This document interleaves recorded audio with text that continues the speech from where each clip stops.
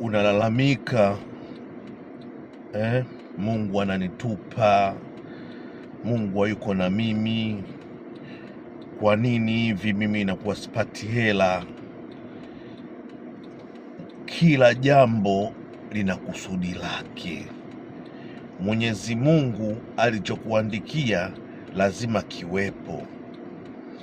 Ukiona au kama tunataabika kama hivi, basi ujue kuna sababu. Mungu mwenyewe anajua ukipata hela unakuwaje, tabia yako inakuwaje. Anajaribu kukunyoosha akili yako ili ikae sawa, ili inyooke kama reli.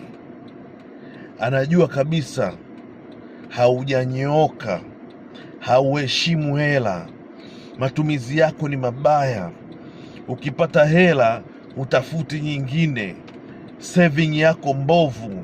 Kwa hiyo anakunyoosha ili akili yako ijue kwamba kumbe nikipata hela natakiwa niishi ABCD.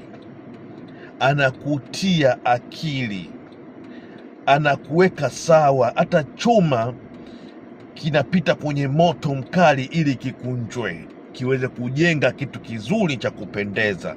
Na wewe unapitishwa kwenye moto mkali ili uweze kutoka mtu mpya wa kupendeza na wa kufanya mambo makubwa sana katika nchi hii. Ivan the Don, share na wengine.